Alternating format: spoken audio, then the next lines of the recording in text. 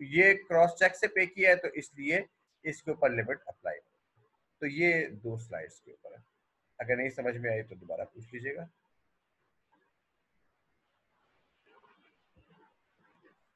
जी Salman, question. जी sir, एक minute sir, मैं आपको बताता हूँ। ये सर, ये क्वेश्चन है टॉट की। सर इसमें जो ड्राइवर सैलरी पर मंथ है for driving official car, solution में सर आपने इसको ऐड किया हुआ है। इसको हम, ये एग्जाम्प्ट नहीं है क्योंकि ऑफिशियल पर्पस के लिए सैलरी हमें मिल रही थी। सॉल्यूशन में ऐड किया हुआ है? कहाँ पे ऐड किया हुआ है? 40,000 सर आपने इसमें ऐड किया हुआ है।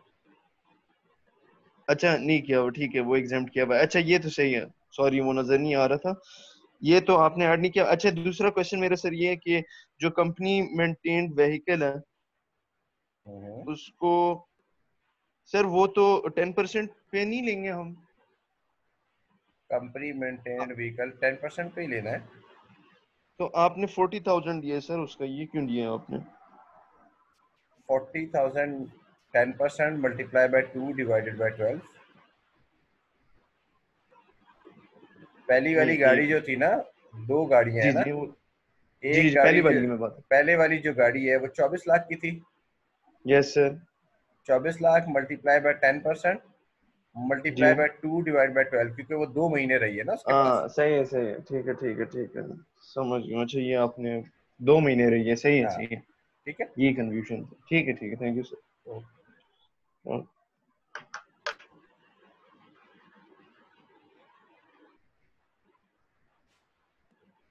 ओके, तो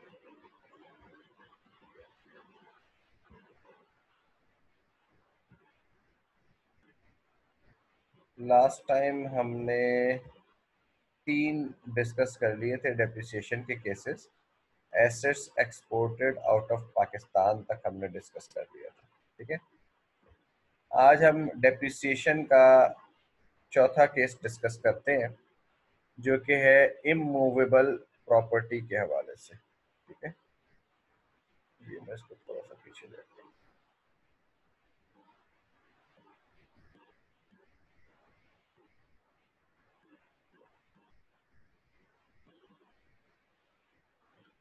इमूवेबल प्रॉपर्टी का केस क्या कहता है? इमूवेबल प्रॉपर्टी का केस ये कहता है कि where consideration received on the disposal of immovable property exceeds the cost of property।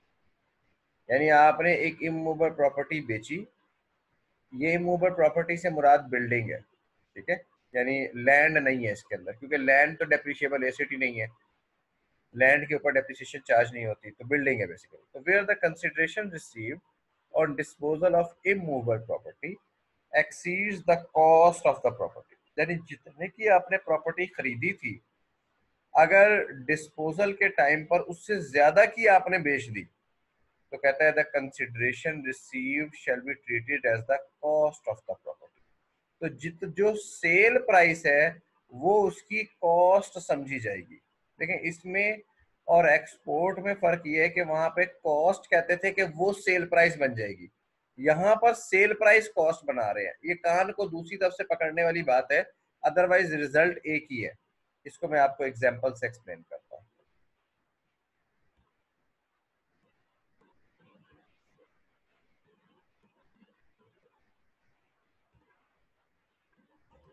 Cost of property, फर्ज किया कॉस्ट ऑफ प्रॉपर्टी है 5 लाख रुपए और सेल प्राइस है से इसकी रिटर्न डाउन वैल्यू है 4,50,000। 1 साल हुआ, सिर्फ 50,000 की डेप्रिसिएशन चार्ज हुई, ठीक है। टैक्स रिटर्न डाउन वैल्यू 4,50,000 रुपये है, ठीक है। सेल प्राइस, सेल प्राइस फर्ज किया 4,70,000 रुपये। अब क्या हुआ? कंसिडरेशन कॉस्ट से एक्सीड कर रही है? नहीं कर रही, ठीक है। तो इसका गेन कैसे कैलकुलेट करेंगे? गेन करेंगे 4,70,000 माइनस 4,50,000 रुपये, 20,000 रुपये। ये तो सादा वाला मामला हो गया, ठीक है। ये हो गई एग्जाम्पल 1। ये एग्जाम्पल 1 क्या है? जब कंसिडरेशन कॉस्ट से एक्सीड नहीं कर रही।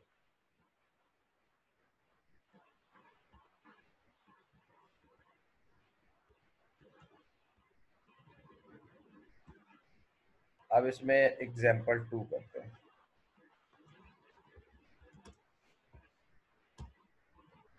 Same info but sale price, sale price है इसकी 5 लाख, फर्ज किया 30,000 रुपए। अब क्या कहता है? अब वो कहता है कि आपने क्या करना है? Sale price WDV। अब now WDV is equal to cost less depreciation. ठीक है, WDV किस चीज के बराबर होती है? Cost minus depreciation.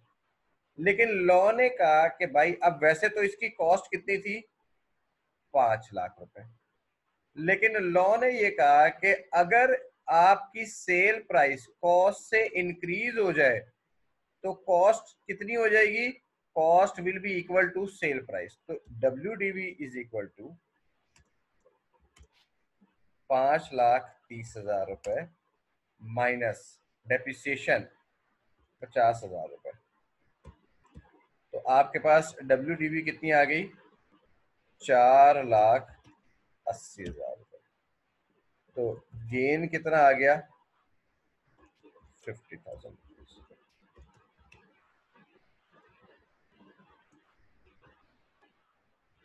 अच्छा, इसमें आप देखें कि इसमें भी प्रैक्टिकली क्या हो रहा है कि जो डेप्रिसिएशन थी उतनी अमाउंट का गेन आपको रियलाइज हो रहा है। यानी जो काम asset exported out of Pakistan में होता है वही काम यहां पर हो रहा है, कोई फर्क नहीं है। वहां पर भी आपने कल डिस्कस किया था हमने कि वहां पर भी asset exported out of Pakistan में भी डेप्रिसिएशन और गेन बराबर हो जाते हैं।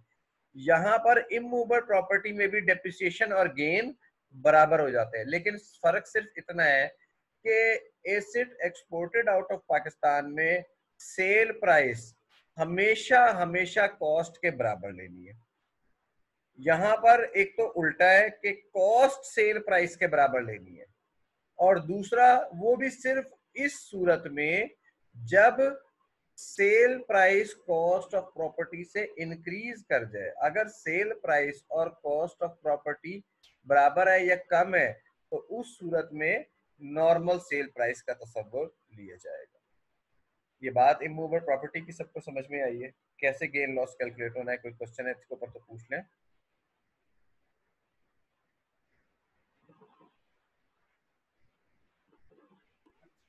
जी सलमान, क्वेश्चन पूछे। सर ये कॉस्ट को सेल प्राइस के बराबर लेना और सेल प्राइस को कॉस्ट के बराबर, ये एक चीज नहीं है? दोनों एक ही बात है, ठीक है। लेकिन इसलिए मैंने कहा था कि इमूवेबल प्रॉपर्टी में कानून ने ना कान को उल्टा पकड़ लिया, ठीक है। सीधा पकड़ने के बजाय हाथ को घुमा के दूसरी तरफ से ले आए। रिजल्ट एक ही सही। है, लेकिन ले, ले, कानून जिस तरह जी से लिखा होता है आपको फॉलो उसी तरह से करना पड़ता है। सही। तो सर फर्क क्या बताया आपने, अब जो जिसको हम मतलब एसेट को फर्क ये एक्सपोर्ट है, करते हैं? फर्क जी। ये है कि देखें, अगर मैं ये एक्सेट एक्सपोर्ट ऑफ पाकिस्तान होता ना तो यहाँ पर मैं क्या करता? अगर फर्ज किया ये मैं इसको यहाँ पर ले लेता, उस सूरत में क्या होता? तो मैं करता सेल प्राइस लेता 5 लाख रुपए, ठीक है। ठीक। सही। और मैं रिटर्न डाउन वैल्यू कितनी लेता? 4,50,000 रुपए। तो गेन मेरा कितना आता? 50,000 रुपए, अच्छा। ठीक है। अच्छा। तो यानी जी। इसमें मैं सेल प्राइस कम कर देता, सेल प्राइस को कॉस्ट के बराबर ले आता। अब मैंने क्या किया? सही। कॉस्ट को बढ़ा के सेल प्राइस के बराबर ले गया, रिजल्ट एक ही है, अच्छा। अच्छा। अच्छा। ठीक ठीक। ठीक सही है। है, समझ गया। ये मैं किस ठीक। वक्त करता हूँ? ये अगर ये इमूवेबल प्रॉपर्टी हो तो मैं इस तरह करता हूँ, और एक्सपोर्ट सही की सूरत में मैं इस तरह करता हूँ। सही सही समझ में सही आ गई? सही। ठीक। जी सर, थैंक यू सर।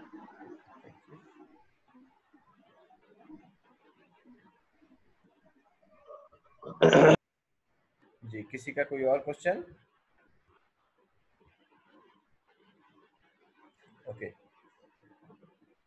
फिर मैंने इसके ऊपर ना एक किया ये कि ये एक मैंने टेबल बना दिया, ठीक है जी, असद क्वेश्चन पूछे। सर वो एग्जाम्पल 2 मुझे समझ नहीं है। आपने 530 पुरानी इंफॉर्मेशन पे 530, आपने फिर 50,000 की डेप्रिसिएशन चार्ज की है। तो देखिए सर अगर हम ये इस पुरानी एग्जाम्पल, एग्जाम्पल सर। हाँ इस जी एग्जाम्पल सर। में देखो हो क्या रहा है। इस एग्जाम्पल में कह रहा है कि वही इमूवेबल प्रॉपर्टी है, लेकिन अब आपने बेची कितने की है, 5,30,000 रुपए। पहले वो कहता था 4,70,000 की बेची, अब कितने की बेची है, 5,30,000 रुपए की। 30,000 की। तो सेल प्राइस कितनी ले ली हमने, 5,30,000 रुपए। ठीक है, जी सर। सेल प्राइस में से हम माइनस क्या करते हैं, रिटर्न डाउन वैल्यू माइनस करते हैं गेन कैलकुलेट करने के लिए। और तब वो रिटर्न डाउन, 450 नहीं होगा? हाँ return down value, return down value किस चीज के बराबर होती है, cost minus cost depreciation. Less ठीक है, डेप्रिसिएशन। जी सर। तो लॉ ने ये कहा कि जब इमूवेबल प्रॉपर्टी की सेल प्राइस उसकी कॉस्ट से ज्यादा हो, जब इमूवेबल प्रॉपर्टी की सेल प्राइस उसकी कॉस्ट से ज्यादा हो, जैसे इस सवाल में कॉस्ट कितनी थी 5,00,000 और सेल प्राइस कितनी है 5,30,000 रुपए, तो जी सर। कॉस्ट से सेल प्राइस इंक्रीज कर गई। तो वो कहता है आपने एक्चुअल कॉस्ट की बजाय सेल प्राइस को ही कॉस्ट तस्वुर कर लेना है, डीम्ड कर लेना है। ठीक है, तो इसलिए हमने क्या किया, कॉस्ट कितनी ले ली, 5,30,000 रुपए, 530। ठीक और सर। डेप्रिसिएशन कितनी चार्ज हुई थी, 50,000 रुपए। तो रिटर्न डाउन वैल्यू क्या हो गई, चेंज हो गई, रिटर्न डाउन वैल्यू 4,80,000 आ गई, और रिजल्ट क्या आ गया हमारे पास, 50,000 रुपए का गेन आ गया। इसको रिजल्ट को क्रॉस चेक करने का आसान तरीका ये है कि जब भी आप ये वर्किंग करेंगे तो हमेशा जो गेन है वो डेप्रिसिएशन के बराबर आएगा। अभी समझ में आया? तो सर जो नई हमारे पास कॉस्ट की वैल्यू होगी, जैसे सर 530 अब हो जाएगी, तो सर हम उस पे डेप्रिसिएशन नहीं कैलकुलेट करेंगे, नहीं, उस पर डेप्रिसिएशन परसेंटेज नहीं अप्लाई कैलकुलेट करके करेंगे। डेप्रिसिएशन तो पुरानी वाली उतनी, कंसिडर करेंगे? डेप्रिसिएशन तो उतनी लेंगे ना जितनी पिछले साल, देखें डेप्रिसिएशन तो आप पिछले साल अकाउंट्स में चार्ज कर चुके, टैक्स की वर्किंग में चार्ज अच्छा। कर चुके, उसे तो नहीं चेंज ठीक करेंगे। सर। ठीक है, ठीक सर। ठीक सर, समझ आ गया। ठीक है। अच्छा जी, अब ये मैंने जो डेप्रिसिएशन के स्पेशल केसेस हैं, क्योंकि जो डेप्रिसिएशन से रिलेटेड आपका एग्जाम है वो इसी के इर्द गिर्द घूम रहा होता है, तो मैं इन्हें इन स्पेशल केसेस को समराइज कर दिया। देखिए हमारे पास इंपॉर्टेंट आइटम्स क्या होती हैं, असल तो गेन लॉस की कैलकुलेशन होती है ना, तो हमारे पास कॉस्ट कितनी आनी है, कंसिडरेशन क्या होगी या सेल प्राइस क्या होगी, डेप्रिसिएशन क्या होगी, रिटर्न डाउन वैल्यू क्या होगी। ठीक है, तो जब अगर asset partly use for business हो तो कॉस्ट पे कोई इंपैक्ट नहीं आता, सेल प्राइस को हम कोई चेंज नहीं करते, कॉस्ट भी उतनी रहती है, सेल प्राइस भी उतनी रहती है, चेंज क्या हो जाती है, डेप्रिसिएशन। कैलकुलेट पूरी करते हैं फिक्स एसेट शेड्यूल के अंदर, लेकिन कैलकुलेट फिक्स एसेट शेड्यूल के अंदर पूरी करते हैं, लेकिन आप टैक्सेबल इनकम के अगेंस्ट प्रोपोर्शनेट एडजस्ट करते हैं। फिर return down value, return down value पे ड्यूरिंग द इयर्स तो कोई इंपैक्ट नहीं आता जब तक आप डेप्रिसिएशन चार्ज कर रहे होते हैं, लेकिन सेल के टाइम पे आप क्या करते हैं, जितनी डेप्रिसिएशन डिसअलाउड होती है वो सारी की सारी डेप्रिसिएशन आपने रिटर्न डाउन वैल्यू में ऐड कर देनी। ये हो गया पार्टली यूज फॉर बिजनेस के लिए। Vehicle not plying for hire में क्या करता है, वो कहता है कॉस्ट रिस्ट्रिक्टेड है, रिस्ट्रिक्टेड टू 2.5 मिलियन है, अगर 2.5 मिलियन से ज्यादा हो तो डेप्रिसिएशन कितने पे कैलकुलेट होगी, 25 लाख के ऊपर। ठीक है, हाँ 25 लाख से कम हो अगर तो फिर नॉर्मल डेप्रिसिएशन कैलकुलेट होगी। तो इसमें क्या हो जाएगा, इसमें कंसिडरेशन को भी प्रोपोर्शनेटली रिड्यूस करते हैं, डेप्रिसिएशन भी प्रोपोर्शनेट हो जाती है, क्योंकि 30 लाख की बजाय जब कॉस्ट ही 25 लाख लेंगे तो डेप्रिसिएशन भी 25 लाख पे चार्ज होगी, और इसी वजह से रिटर्न डाउन वैल्यू भी प्रोपोर्शनेट हो जाती है, क्योंकि आप 30 लाख के ऊपर 25 लाख के ऊपर रिटर्न डाउन वैल्यू कैलकुलेट कर रहे होते हैं। इमूवेबल प्रॉपर्टी, इमूवेबल प्रॉपर्टी में ये कहता है कि इमूवेबल प्रॉपर्टी इसमें equal to consideration if it exceeds cost, इसमें कॉस्ट कितनी लेनी है, कंसिडरेशन के बराबर लेनी है, अगर ये कॉस्ट से, अगर कंसिडरेशन जो है वो कॉस्ट से बढ़ जाए, कंसिडरेशन पे कोई चेंज नहीं आती, कंसिडरेशन आप उतनी लेते हैं, अभी हमने एग्जांपल में देखा सेल प्राइस वही लेते हैं, डेप्रिसिएशन वही पुरानी वाली लेते हैं, रिटर्न डाउन वैल्यू चेंज हो जाती है, क्योंकि written down value is equal to cost minus depreciation. तो जब हमने कॉस्ट बढ़ा दी और डेप्रिसिएशन वही रखी तो return down value increase. Export of acid में कॉस्ट पे कोई इंपैक्ट नहीं आता, कंसिडरेशन हम चेंज कर देते हैं, यानी सेल प्राइस को किसके बराबर ले लेते हैं, कॉस्ट के बराबर ले लेते हैं। डेप्रिसिएशन पे कोई इंपैक्ट नहीं, रिटर्न ऑन वैल्यू पे कोई इंपैक्ट नहीं, और इस तरह से हम इसका गेन कैलकुलेट करते हैं। तो ये 4 केसेस हैं जो मैंने यहाँ पर आपको समराइज कर दिए डेप्रिसिएशन के, ठीक है। अब ये एक डेप्रिसिएबल एसिड की डेप्रिसिएशन डेफिनेशन है, ये आप इसको एक दफा पढ़ लीजिएगा। तमाम सादा सी इसमें बात है, कोई खास इसमें साइंस नहीं है, सादा सी बात यह है जो आप अकाउंटिंग में भी आप लोगों ने पढ़ी होगी, हर वो एसिड जिसकी नॉर्मल वियर एंड टियर होती है और जिसकी यूजफुल लाइफ 1 साल से ज्यादा है वो डेप्रिशिएबल एसिड में शामिल है, सिवाय लैंड के। लैंड डेप्रिशिएबल एसिड का हिस्सा नहीं बनता, उसके अलावा हर एसिड जो है वो डेप्रिशिएबल एसिड का हिस्सा बन जाता है, ठीक है। नेक्स्ट टॉपिक हमारा इनिशियल अलाउंस का है, वो इंशाल्लाह ताला हम कल डिस्कस करेंगे। आज के अगर कोई आप लोगों के फर्दर कोई क्वेश्चंस है तो आप लोग पूछ लें।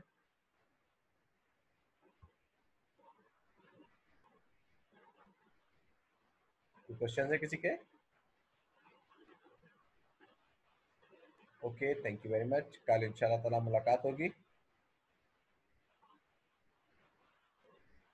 अल्लाह हाफिज।